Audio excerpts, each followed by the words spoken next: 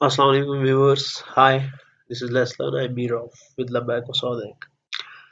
आज हम part 2 geography का डिस्कस करेंगे।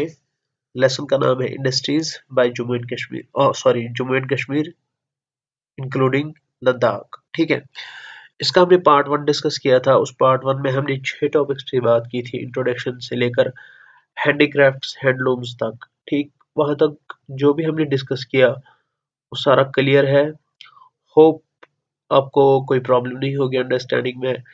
अगर है भी कोई क्वेरी आप वो शेयर कर सकते हैं। ठीक है, तो चलते हैं अपने लेसन की तरफ, स्टार्ट करते हैं।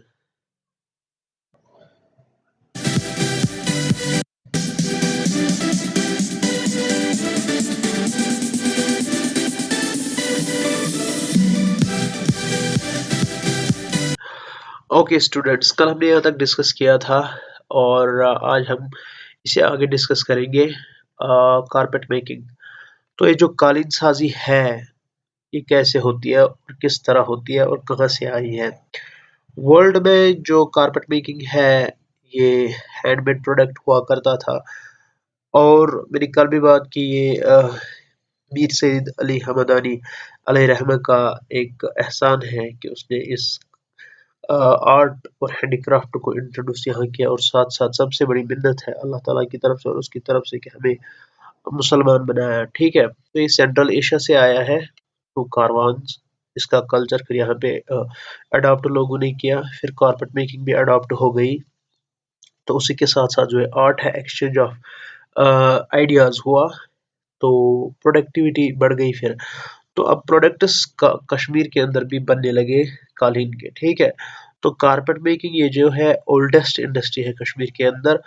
और कशर कालीन यानी कश्मीरी कारपेट जो सिल्क के बने होते हैं वो पूरे दुनिया में मशहूर है। दुनिया में दो ही जगह बेस्ट टाइप क्वालिटी के कालीन बनाया करते थे। मिडिवल बात हो रही, मिडिवल टाइम्स और अभी भी की बात हो रही है, वो है ईरान और कश्मीर। ये दो टाइप प्लेसेस जो है ये बेस्ट क्वालिटी डिजाइन्स में कालीन प्रोड्यूस करते थे और करते हैं। अब बात है कि ये जो कारपेट मेकिंग है ये अब ये इंडस्ट्री की सूरत में पूरे कश्मीर के अंदर ओल्ड टाइम से चलता आ रहा है और इससे बहुत सारे लोग मुस्तफीद हो रहे हैं, अपनी इकोनॉमी और अपनी इनकम जनरेट करते हैं और उसको फिर एक्सपोर्ट करते हैं। तो इसके डिज़ाइंस, इसके नेचुरल पैटर्न्स जो इसमें इंट्रोड्यूस होते हैं वो बहुत नुमायाँ होते हैं। और सबसे डिफ़िकल्ट होती है इसकी जो राइटिंग है, वो लिखना, वो एक आर्ट है। उसको अंडरस्टैंड करना, उसको पढ़ना, काशिर पढ़ना कालीन तालीम, that is one of the difficult tasks, क्योंकि उसी में सारे डिज़ाइंस उस तालीम में भरे होते हैं। मैन्युफैक्चरिंग सेंटर्स अभी भी कॉटेज इंडस्ट्री जो है CAE श्रीनगर के अंदर है, या कारपेट जो इंडिया कारपेट फैक्ट्री और ओरिएंटल कारपेट फैक्ट्री, तो जॉन कारपेट फैक्ट्री, ये दो चार सेंटर्स हैं जहाँ पे इस कारपेट मेकिंग को बरोएकार और अंजाम लाया जाता था और आज भी है। अभी भी घरों के अंदर है ये, डोमेस्टिक लेवल पे भी लोग बनाते हैं और फैक्ट्रीज के अंदर भी बनाया करते थे। एक्सपोर्ट किस किस कंट्री को ये जाता था? मिडल ईस्ट कहते हैं गल्फ कंट्रीज को, अरब के आसपास जो ममालिक है, साथ साथ north west Europe, UK, London तक, फ्रांस, और इसलिए नीदरलैंड लिखा है। तो ये NEITHER स्पेलिंग नहीं है, NETHER नीदरलैंड है। ठीक है, इसके लिए सॉरी। जर्मनी भी ये एक्सपोर्ट होता है। तो अब बात आती है कांगरी मेकिंग की। तो कांगरी मेकिंग जो है ये एक, तो जो कांगरी मेकिंग है ये भी कश्मीर के one of the most prominent and oldest handicrafts में आता है। क्योंकि विंटर्स हर साल आते हैं, कांगर की बहुत ज़रूरत रहती है विंटर्स में। ये एक पॉट है जिसमें मिट्टी का एक बर्तन होता है, इसके इर्द गिर्द जो लकड़ी है अ, उसमें से, जिसको हम कल पढ़ा था विकर, ठीक है, कशीर पश्त सुना कहानी।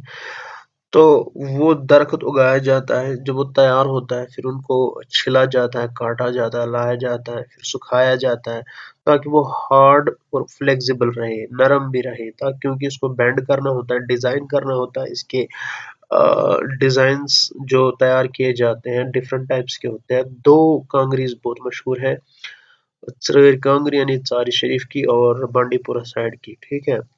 ये जो है ये डिपेंड करता है उस आर्टिस्ट के ऊपर, आर्टिज़न के ऊपर जो इसको डिज़ाइन करेगा, बनाएगा, मैन्युफैक्चर करेगा, ठीक है?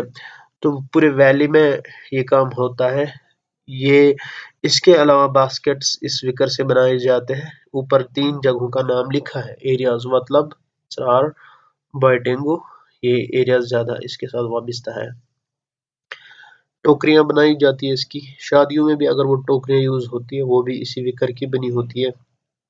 बॉक्सेस या लैम्प शेड्स, ठीक है, चेयर्स जो मैंने कल भी बताया, टेबल्स या ट्रेज, यथ कशीर पे क्रंजिल और फत वो भी इसी के बने होते हैं, इसी विकर विलो के। तो ये जो सेंटर्स है ये बहुत क्वांटिटी में प्रोड्यूस करते हैं इस विकर लकड़ी को, ठीक है, इसको उगाते हैं, इसके लिए पानी साल भर चाहिए तब ये उगती है। उसके बाद जब ये विंटर्स के पहले पहले यानी ऑटम के टाइम इस वक्त तैयार होते हैं, इनको काटा जाता है और काम स्टार्ट किया जाता है। मेजर जो सेंटर्स है हरवन एरिया है, शालबुग है और हजरत बल और सोरा जहाँ पे उगाया जाता है विकर।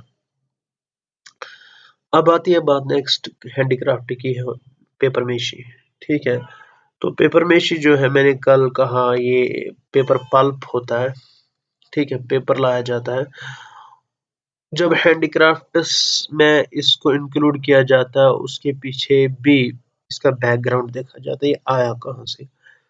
ये जो आर्ट है पेपर मेशी का आर्ट, ये भी सेंट्रल एशिया से मीर सैयद अली हमदानी शाह हमदान अलैहिर्रहमा ने पर्शिया से यहाँ मुंतकिल किया और यहाँ के लोगों को सिखाया ताकि वो मईशी तौर डेवलप हो जाए। आप सोचिए कि उन्होंने सिर्फ कंट्रीब्यूशन रिलीजन में नहीं किया बल्कि रिलीजन के साथ साथ इकोनॉमिक जो कंडीशन है कश्मीर की उसको इम्प्रूव करने के लिए हैंडीक्राफ्ट्स इनको यहाँ पे इंट्रोड्यूस करवाए, अपने साथ बहुत बड़े एक्सपर्ट्स लाए, उन्होंने सिखाया यहाँ के लोगों को, कारपेट मेकिंग सिखाया, पेपर मेशी भी उनमें से एक है, ये सिखाया।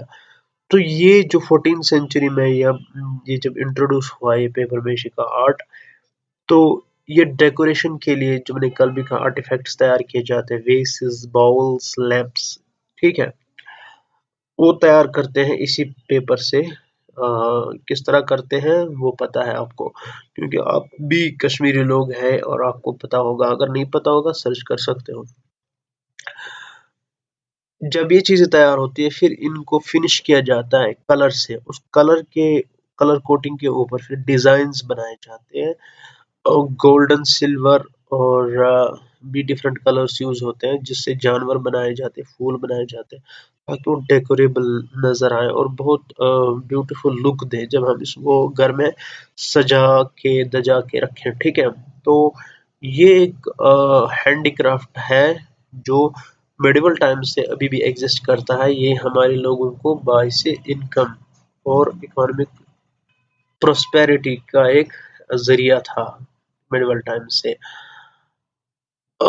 इसके जो कश्मीर वैली के अंदर सेंटर्स है श्रीनगर, ठीक है, उसमें वर्कशॉप्स भी लगे हैं इस पेपर मेशी के। आप अगर आज भी डल गेट जाएंगे इस वाले एरिया में डाउनटाउन में, वहाँ पे आपको बहुत सारे स्पेशली टूरिस्ट रिजॉर्ट्स पे आपको ऐसे दुकान मिलते हैं, ठीक है, जहाँ से आपको ये सारी चीज़ें इजीली देखने को मिलेंगी कि जो कश्मीर का आर्ट एंड फन जो है फनी जो ना फनकारी और जो उसके रिलेटेड चीज़ें हैं, लाइक कल से हमने बात की शॉल, पश्मीना, कारपेट, ये पेपर मेशी या विकर, इसमें कांगरी, बॉक्सेस मेकिंग या बास्केट मेकिंग, वो सारी चीज़ें जो स्पेशली इन एरियाज में आपको नज़र आते हैं जहाँ पे टूरिस्ट रिजॉर्ट्स होते हैं। क्यों? क्योंकि टूरिस्ट इस चीज़ की तरफ ज़्यादा अट्रैक्ट होते हैं, वो फिर अपने घर ले जाते हैं इन आर्टिफैक्ट्स को।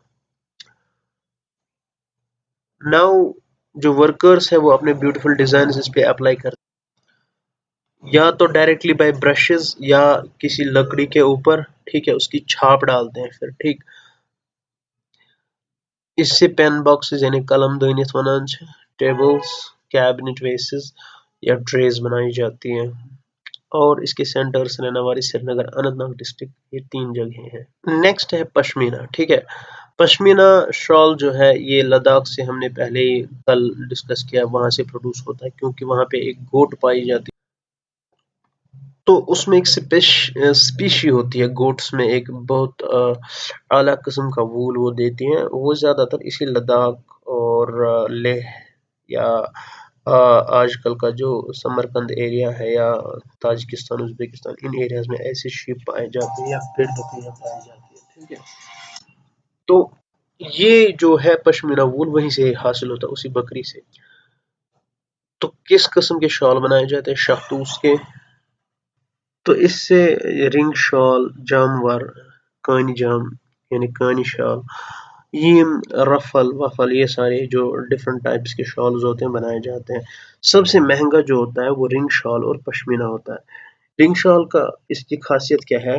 ये इतना नरम और मुलायम वूल होता है, अगर आप इसको एक अंगूठी के एक सिरे से निकालोगे, पूरा शॉल दूसरे सिरे से पास ऑन हो जाएगा, कहीं नहीं अटक जाएगा। इतना नरम मुलायम होता है, मगर हॉट भी होता है ना, वार्म रखता है इंसान को। तो ये महंगा शॉल है। अब रीजन्स, जम्मू में बशोली यानी बसोली रीजन और लद्दाख मेजर सेंटर्स है इन शॉल्स के प्रोड्यूस करने में बहुत अहम भूमिका इन रीजन्स की है। और कश्मीरी लोग हैं इस पे फिर अपना आर्ट, उसकी छाप छपाई लगाते हैं, यानी वो नीडल से फिर काम करते हैं, डेकोरेशंस, इसके डिजाइन्स बनाते हैं। ये जो कानी जामा है यानी कानी शॉल है, ये बनाया जाता है, बहुत नाजुक काम होता है। ये कानिहामा जो एरिया है बड़गाम में, वहां से जो बारामूला रूट पे है जहाँ से गुलमर्ग जाते हैं, वहां से लोग बहुत इसका काम करते हैं। ये भी एक इंडस्ट्री है, कंसंट्रेटेड इंडस्ट्री कश्मीर और लद्दाख रीजन में, जिससे बहुत फायदा होता है और जो बहुत इनकम प्रोड्यूस करती है, क्योंकि ये शॉल्स फिर ना सिर्फ कश्मीर में बल्कि आउटसाइड कश्मीर यानी स्टेट्स में और प्लस अब्रॉड भी जाता है। नेक्स्ट इज सिल्वरवेयर और इमिटेशन ज्वेलरी प्रोडक्ट्स जो है इसमें tea pots, cups, saucers, tumblers, boxes, trays, mirror, frames, इनमें क्या की जाती है? डिजाइनिंग की जाती है। ठीक है, सिल्वर लेसेस चढ़ाई जाती हैं, ठीक है, या ज्वेलरी पे भी इनकी डिजाइन चढ़ाई जाती है। तो ये रीजन्स जो है ऐसे प्रोडक्ट्स प्रोड्यूस करते हैं। कठुआ डिस्ट्रिक्ट यानी जम्मू में फेमस फॉर बसोली पेंटिंग और कालिको पेंटिंग प्लस फुलकारी जो काम करते हैं। लद्दाख रीजन्स में क्ले मॉडलिंग करते हैं और इसको थंका बोलते हैं। बट इसमें जो पॉट्स जो बनाई जाती है, टी पॉट्स या कप्स या सॉसर्स, वो आपको पता ही होगा, आप बड़े बखूबी से वाकिफ है। जब भी आप क्रॉकरी या कुछ और लाने जाते हैं तो आपको डिफरेंट टाइप्स के डिजाइन वहां मिलते हैं, उनके ऊपर जो डिजाइन होते हैं, तो उस पे जो काम किया हुआ होता है वो यही कहलाता है silverware. Next is silk industry. Silk जो है जिसको रेशम कहते हैं, ये इंडस्ट्री कश्मीर की सबसे एंशिएंट इंडस्ट्रीज कहलाती है। सिल्क इन्वेंट या डिस्कवर हुई चाइना में, उसके बाद फॉलो की बहुत सारी रीजन में, कश्मीर में भी इसकी प्रोडक्शन एंशिएंट टाइम से प्रोसेस चल रहा है। ये कहाँ से हासिल होती है? ये एक कीड़े से हासिल होती है जिसको सिल्क वर्म कहते हैं। वो एक कोकून बनाता है, तो उसमें वो अंडे वंडे डालते हैं, मगर जो एक कोकून होता है, ये जो कवर होता है इसका, ये सिल्क का बना होता है। इसी को प्रोसेस किया जाता है, इसी से थ्रेड्स पहले ऑब्टेन किए जाते हैं, लेटर ऑन प्रोसेस करने के बाद सिल्क तैयार होती है। और ये जो सिल्क प्रोडक्शन है कश्मीर में, हमने कल भी कहा, it became one of the largest producers of silk goods during the Zen Abidin's time। तो renowned एक इमेज कश्मीर की बनी है इन सिल्क प्रोडक्शन या सिल्क गुड्स, जो यहाँ से बनते थे और फिर पूरे वर्ल्ड में एक्सपोर्ट होते थे।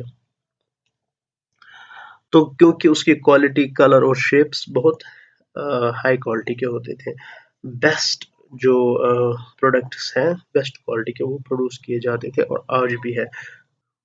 एविडेंसेस है, तवारीखी जो सबूत मिले हैं वो यहाँ तक प्रूव कर चुके हैं कि जो यहाँ के सिल्क फैब्रिक्स हैं कश्मीर के, वो यूनान जाते थे, यानी ग्रीक या पर्शियन जिसको फारस कहते हैं, और रोमन एम्पायर्स में भी वो यूज किया जाता था। तो ये one of the largest plus oldest ancient industry रही है कश्मीर की। मेडिवल टाइम्स में मुगल्स ने इस पे खासा ध्यान दिया और वो लवर्स ऑफ सिल्क क्लॉथ्स थे। ऑल्दो इस्लाम में मर्दों के ऊपर हराम है सिल्क, और इसको पेट्रोनाइज किया गया।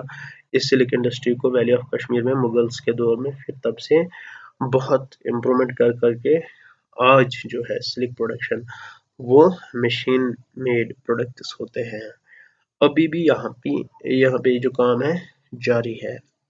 सिल्क फैक्ट्रीज, रामबाग सबसे बड़ी सिल्क फैक्ट्री कहलाती है, वहाँ पे एस्टेब्लिश की गई थी 1897 में महाराजा रणबीर सिंह ने। अनदर फैक्ट्री जो है वो जम्मू में है जो सिल्क प्रोडक्शन करती है। दो तरीके के काम करती हैं सिल्क फैक्ट्रीज। एक तो रॉ मटेरियल्स प्रोड्यूस करती हैं फॉर शॉल मेकिंग, कारपेट या गबा नामदा मेकिंग, क्योंकि कारपेट भी सिल्क के बनाए जाते हैं। दूसरा होता है फिनिश्ड प्रोडक्ट्स तैयार करना, क्लोथ्स और रिलेटेड कर्टन्स, ठीक है, या कुशन कवर्स, बाकी सारी चीज़ें। इवन के ये जो मटेरियल है जिनका नाम सामने स्क्रीन पे है, ये भी कभी कभार मशीन मेड गुड्स ही प्रोडक्ट के तैयार किए जाते हैं। नेक्स्ट जो हमारा टॉपिक होगा है फॉरेस्ट बेस्ड इंडस्ट्री। इंशाल्लाह लास्ट टॉपिक होगा, मैंने वादा किया था यही आज का लास्ट टॉपिक है, बट टाइम कंज्यूम ज़्यादा हो रहा है, इसकी वजह से डेटा आपको पता ही है प्रोसेसिंग के लिए टाइम लगता है। तो so I will take another class. Till then अस्सलाम वालेकुम, स्टे ट्यून्ड।